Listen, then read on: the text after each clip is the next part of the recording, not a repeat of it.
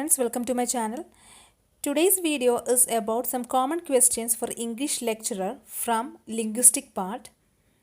Included in this video is some must-known questions for an English literature student. I got opportunities to attempt many interviews and I tried to include those questions also in this video.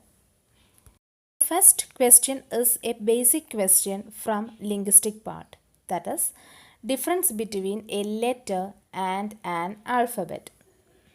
A letter is a particular symbol used in writing. At the same time, alphabet is a set of all the letters.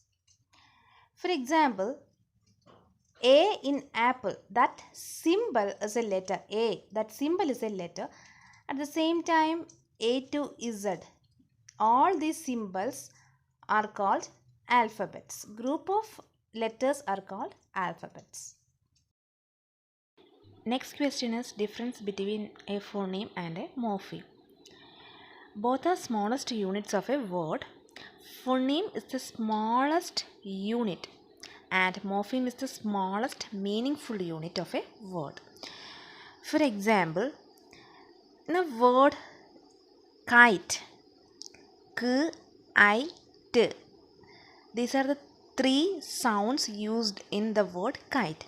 Here, K, I, T. These are all phonemes. At the same time, in the word cupcake, here two morphemes, cup and cake. And the smallest unit which gives us a meaning is cup. Okay, so phoneme is the smallest unit of a word and morpheme is the smallest meaningful unit of a word. Without phonemes, we cannot create a word. Lang and parole. This is the most repeated question in interviews. Actually, this concept is introduced by Saussure in his work Course in General Linguistics. So, Lang. Lang is related to language system. It is a set of rules governing combination and organization of a language. That is, it is a set of abstract rules common to all who use or all who speak the same language. These rules include grammar, vocabulary and pronunciation, and combination of this all makes Lang. At the same time, parole is the meaningful utterance spoken or written, that is, utterance or use of language in our everyday life. Simply we can say that Lang means language rules and parole means its usage in our daily life, usage of language in our daily life. There are some common rules in a language which have to be internalized by every speaker of that language. So we can say that Lang is internal. At the same time, parole is the output of Lang. So we can say that parole is external. Another concept similar to Lang and parole is competence and performance. It is introduced by American linguist Noam Chomsky as a part of his foundations in generative grammar. As I said you earlier, this concept is very much similar to Lang and parole. That is, competence means the rules of the language and performance means its usage. Competence is a person's underlying linguistic ability to create and understand a particular language. It includes phonetics, syntax, phonology, semantics, etc. And the main thing is that competence differ according to the person. And performance is actual utterance of a native speaker, how he uses the rules internalized in his mind. That is performance. Main difference between Lang and competence is Lang is same to every user, but competence is different from person to person. That is, there is individual difference in the case of competence. Another important topic is signifier and signified. Actually, these two terms are coined by Saussure in his book Course in General Linguistics. Simply, we can say that Signified is the concept or idea which is the meaning of a sign. Signified means a set of speech sounds. For example, while seeing this particular picture, it's a picture of an apple. So, that word apple is the signifier. At the same time, when I say apple, an image comes in your mind.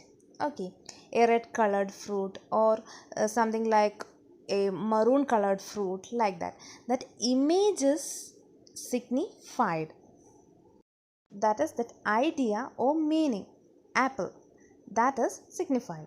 Signifier and signified results sign. Okay, that is this speech sounds and this concept in combination makes sign. That is, sign is anything that convey an idea, meaning or concept. Image of apple is the sign here because it gives us an idea, that is a red colored fruit. Okay, that is sign. Next topic is IC analysis. Most of the students consider this topic as difficult one. So let's see what is IC analysis. IC analysis means immediate constituent analysis. It is a structureless tool for synthetic analysis and it was first introduced by Bloomfield and systematized with theoretical formulations of Rowland-Wells and Zellick-Harris. This kind of analysis aims at analyzing utterance into smallest meaningful units possible. It helps us to understand how units in a sentence are hierarchically layered in such sentences.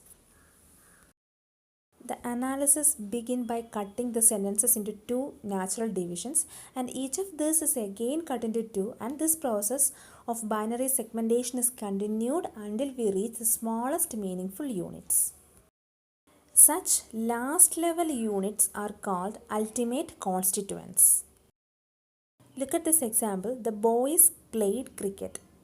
This particular sentence is divided into two equal parts, the boys played cricket. Then the division the boys, it is further divided into two, the and boys. Played cricket is also divided into played cricket. Then boys is divided into boy plus suffix s, and played is divided into play then suffix ed. Next topic is TG grammar or transformational generative grammar. It is one of the most influential of modern linguistic theories introduced through Noam Chomsky's Synthetic Structures. That book is published in 1957, and the term transformational generative suggests that there are two aspects to this theory. First one is transformational and second one is generative. These are two independent aspects which interact. TG grammar shows the essential relationship between sentences such as active, passive, affirmative, negative, like that. It shows how different types of sentences are derived from basic type of sentences through the application of certain rules. These rules are called transformational rules or T rules. And basic types of sentences are called kernel sentences. All the different types of sentences are transforms of kernel sentences derived by addition, deletion, substitution or rearrangement of elements. Last question is elision and assimilation. Elision means disappearance of a sound in quick connected speech. For example, in two words last time, when we connected these two words and we quickly pronounce this as last time, their T in the time is disappeared. Okay, so that is elision. Another question is assimilation. Assimilation is the process by which a certain sound is replaced by another under the influence of a third sound. Okay, for example, in newsprint, we can see Z sound is replaced by S sound. Okay, under the influence of another sound. These two topics are little bit confusing. So understand well what is elision and assimilation. This is the end of this particular session. Hope you enjoyed. Thank you.